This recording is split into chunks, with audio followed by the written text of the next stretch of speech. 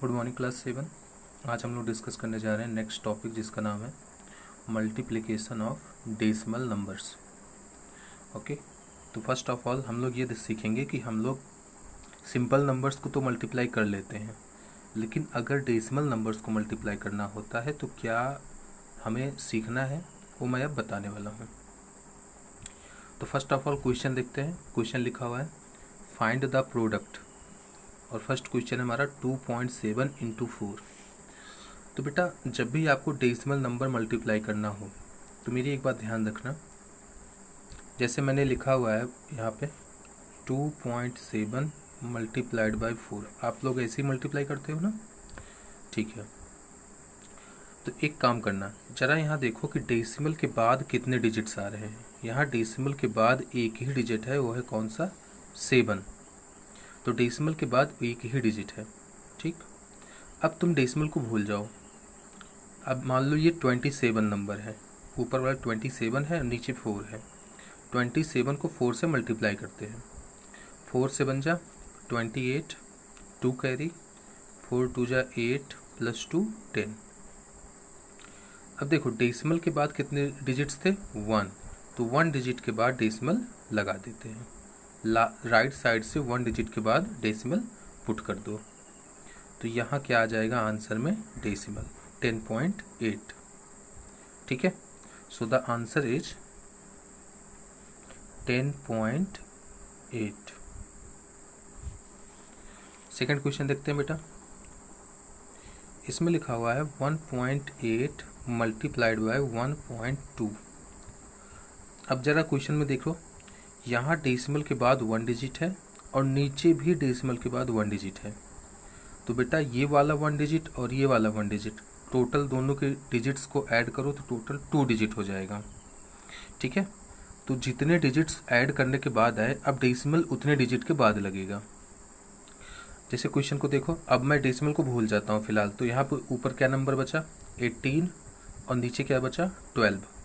18 को 12 से मल्टीप्लाई करते हैं, 2 8 जा 16, 1 कैरी, 2 1 जा 2 प्लस 1 3, 1 8 जा 8, 1 1 जा 1, 6, 8 प्लस 3 11, 1 कैरी, 1 1 2। तो ये तो आया 216। लेकिन मैंने अभी आपको बताया बेटा कि यहाँ डेसिमल के बाद 1 डिजिट है और यहाँ डेसिमल के बाद 1 डिजिट है।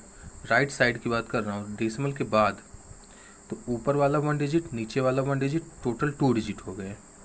तो 2 डिजिट के बाद अब डेसिमल लग जाएगा, तो राइट साइड से 2 डिजिट काउंट करो, 1 2। अब मतलब 1 के बाद यहाँ पे डेसिमल लग जाएगा, तो आंसर क्या हो जाएगा, 2.16। 2.16। नेक्स्ट क्वेश्चन देखो, इसमें लिखा हुआ है 2.3 मल्टीप्लाइड बाय 4.35। अब पहले तो सोचो कि यहाँ डेसिमल के बाद इस तरफ 1 ही डिजिट है और इधर डेसिमल के बाद टोटल 2 डिजिट है। तो 1 डिजिट और 2 डिजिट, टोटल कितने डिजिट हो गए, 3 डिजिट। तो आंसर में मुझे 3 डिजिट के बाद डेसिमल लगाना है। अब डेसिमल को फिलहाल हम लोग भूल जाते हैं। ऊपर मान लो 23 है और नीचे 435 है, तो इन दोनों को मैं मल्टीप्लाई करता हूँ।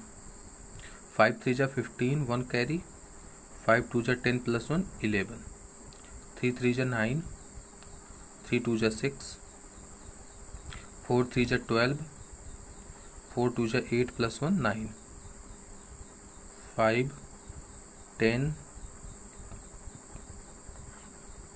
2 6 2 8 प्लस 2 10, 1 कैरी, 9 प्लस 1 10। तो मैंने बोला था कि नीचे 2 हैं ऊपर 1 है, तो टोटल 3 डिजिट्स के बाद डेसिमल लगेगा।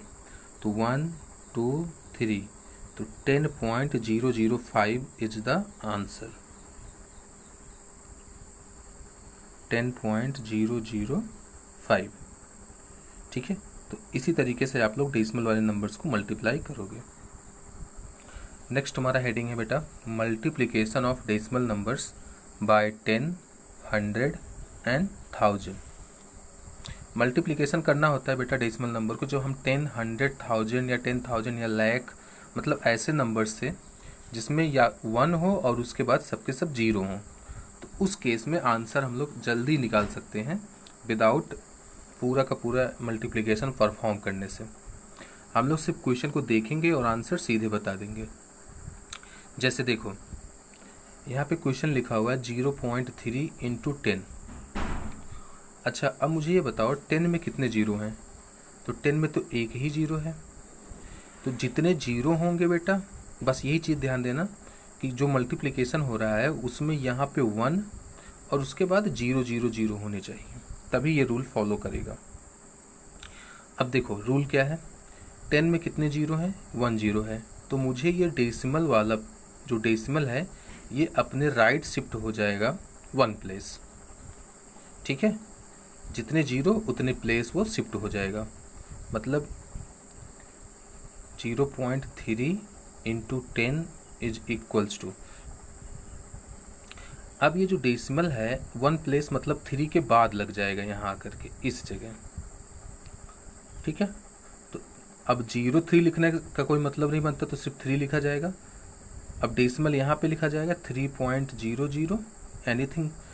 अब डेसिमल के बाद कितने भी जीरो लिखो उससे कोई फ़र्क नहीं पड़ता, तो 3.00 लिखने का भी कोई मतलब नहीं, तो सीधे सीधे मैं क्या लिख दूंगा? 3 लिख दूंगा। ठीक है, उसी तरीके से यहाँ देखो 1.2 इंटू 100, कितने जीरोज हैं 100 में? 2 जीरोज हैं। तो ये डेसिमल जो है 2 प्लेस राइट शिफ्ट हो जाएगा, अपने से राइट शिफ्ट हो जाएगा 2 प्लेस। देखो तो ये जो था अब यहाँ से उठ करके यहाँ पे आएगा।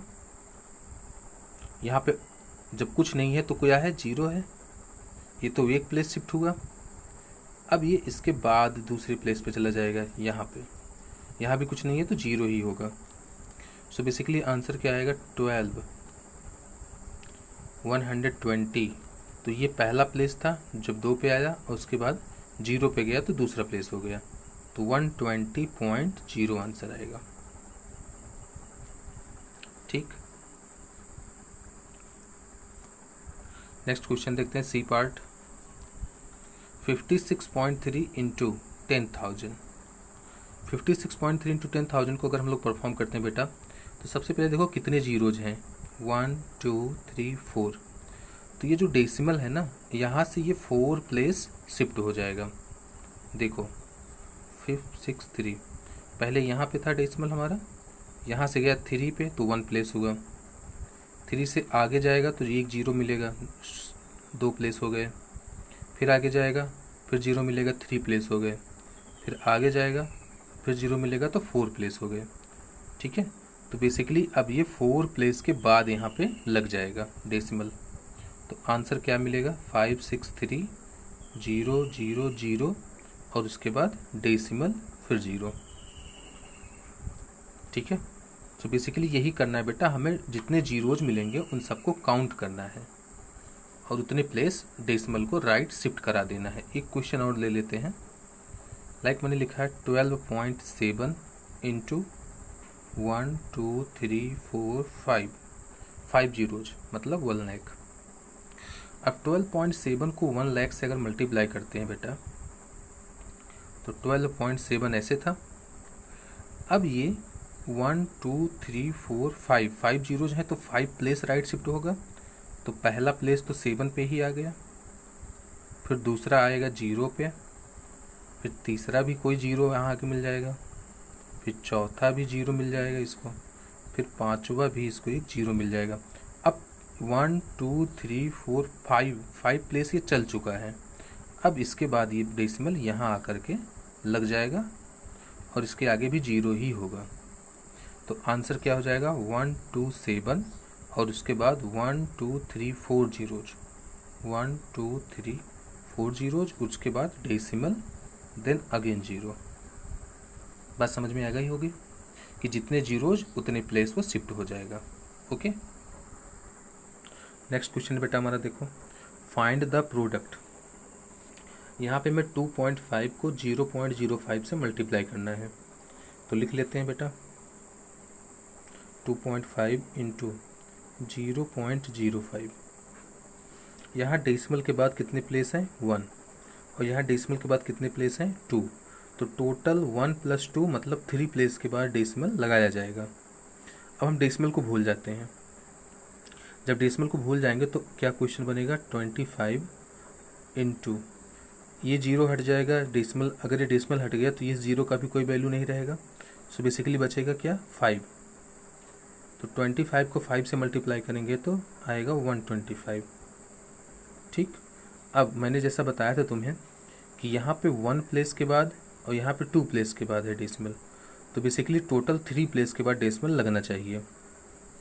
तो काउंट करते हैं 1 2 3, मतलब 1 के बाद अब डेसिमल यहाँ पे लग जाएगा। तो 0.125 जो है वो हमारा आंसर आ जाएगा। ठीक है। उसी तरीके से यहाँ देखो 1.07 इंटू 0.02, ये क्वेश्चन है। यहाँ डेसिमल के बाद 2 प्लेस है और यहाँ डेसिमल के बाद 2 प्लेस है, तो टोटल 4 प्लेस हो गए। अब जो आंसर आएगा उसमें 4 प्लेस के बाद डेसिमल लगाया जाएगा। तो अगर अब मैं डेसिमल भूल जाता हूँ तो ये क्या क्वेश्चन बन जाएगा, 107 इंटू ये वाला डेसिमल अगर नहीं होता तो ये 0 और ये 0 का कोई वैल्यू नहीं होता, तो बेसिकली बचेगा क्या, 2। 107 को 2 से मल्टीप्लाई करूँगा तो आएगा 214। ठीक है। अब डेसिमल पुट करना है। डेसिमल देखो यहाँ 2 प्लेस और यहाँ भी 2 प्लेस, तो टोटल 4 प्लेस हो गए। तो 1 2 3 और एक 0 और लगा दो तो 4 प्लेस हो गए। 1 2 3 4 प्लेस हो गए। तो यहाँ पे डेसिमल देन अगेन एक 0 और लगा दो, तो आंसर क्या आएगा, 0.0214। ठीक है। एक लास्ट क्वेश्चन और है हमारे पास, 101.01 इंटू 0.01, हमें ये मल्टीप्लाई करना है। डेसिमल के बाद यहाँ पे 2 प्लेसेस हैं और डेसिमल के बाद यहाँ पे 2 प्लेसेस हैं, सो बेसिकली टोटल 4 प्लेसेस हो जाएंगे इन द रिजल्ट। अब डेसिमल को हटा देते हैं तो क्वेश्चन क्या बनेगा, 10101 ऊपर, और नीचे अगर ये डेसिमल हट गया तो ये 0 और ये 0 को कोई मतलब नहीं रहेगा, तो सीधे क्या मिलेगा, 1। अब 1 से कोई भी नंबर मल्टीप्लाई करो तो वही नंबर आता है आंसर में, तो 10101 ही हमारा आंसर होगा। अब डेसिमल लगा देते हैं, तो यहाँ 2 प्लेस, यहाँ 2 प्लेस, टोटल 4 प्लेस हो गए। तो 1 2 3 4, इस 0 के बाद यहाँ पे डेसिमल लग जाएगा, तो आंसर आएगा 1.0101। ठीक है। तो इस तरीके से बेटा आप लोगों को सारे क्वेश्चंस सॉल्व करने हैं।